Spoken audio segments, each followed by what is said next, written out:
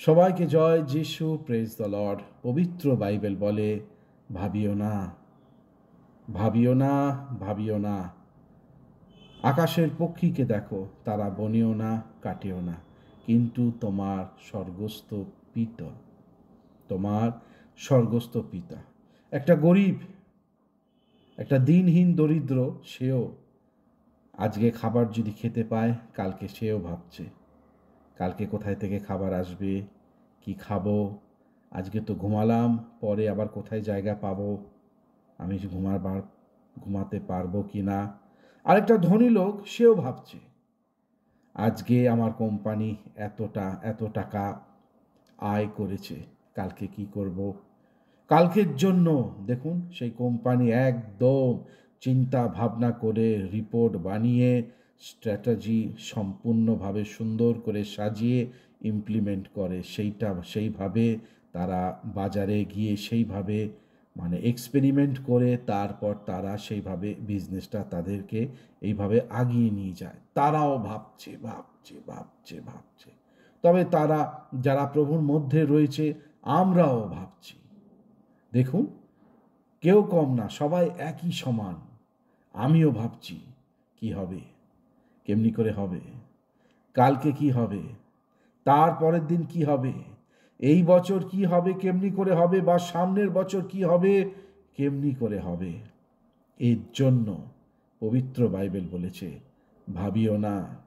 কেন বলেছে ভাবিও না? কারণ আমার নিজের জীবন ঈশ্বরের মধ্যে সমর্পিত আমি করতে এখনো পারিনি সম্পূর্ণভাবে।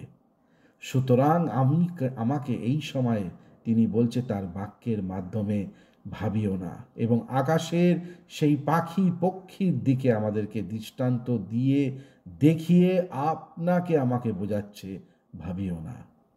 তারা বনেও না, কাটেও না, তারা আমাদের মতন, আপনার মতন ধন সঞ্চয় করে না, টাকা পয়সা, কাজ কর্ম, এইটা সেইটা, কিন্তু তাদের স্বর্গস্থ পিতা তাদেরকেও খাদ্যর ব্যবস্থা করে দেয়, তাদের যা যা কিছু দরকার। তার মানে কি দাদা, আমি কি সব কিছু ছেড়ে ছাড়ে আমি বসে যাব, কাজকর্ম থেকে বসে যাব, বা ব্যবসা বাণিজ্য সব বন্ধ করে দেব?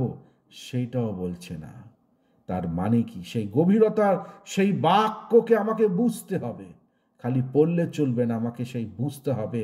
ভাবিও না কি আমাকে বলছে, এই পৃথিবীর যত রকমের যা যা কিছু মানব জাতি যেইভাবে ভাবছে, তুমি আমার সন্তান, তুমি ভাবিও না, তুমি ভাবো কেমনি করে তুমি নিজেকে আমার মধ্যে বৃদ্ধি দেবে, তোমার জন্য আমি করে দেব।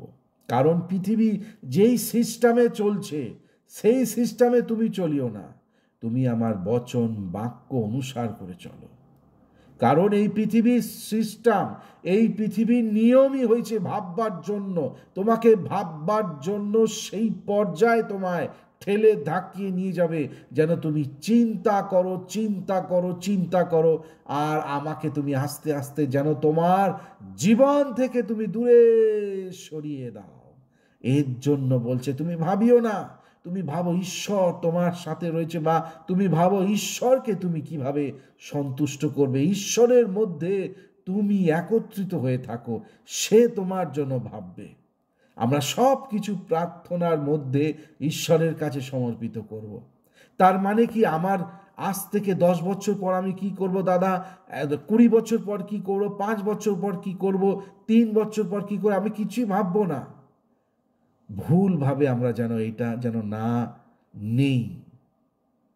আমাকে বলছে ভাবিও না, তার মানে হয়েছে ঈশ্বরের মধ্যে আমরা যেন ভরসা করে চলি।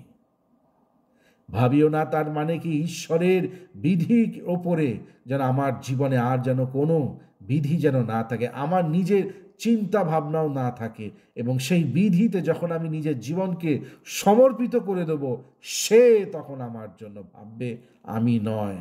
মানে আমরা যেন ভুল না বুঝি, সেই হয়েছে ব্যাপার।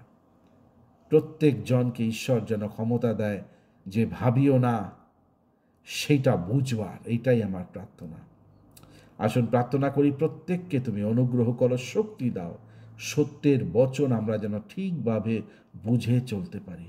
আশীর্বাদ করো যে কটা ভ্রাতা ও ভগ্নীগণ আমার যারা দেখে প্রভু গো এবং গেতে উঠছে, তাদের জীবনকে তুমি আশীর্বাদ করো, যিশুর নামে চাইলাম, আমেন। যারা যারা আপনারা সাবস্ক্রাইব করেননি YouTube channel the truth of the word of God অবশ্যই করবেন। ফেসবুক পেজ যেটা the truth of the word of God, সেইটাকে অবশ্যই ফলো করবেন। সকলকে জয় যিশু, প্রেজ দ্য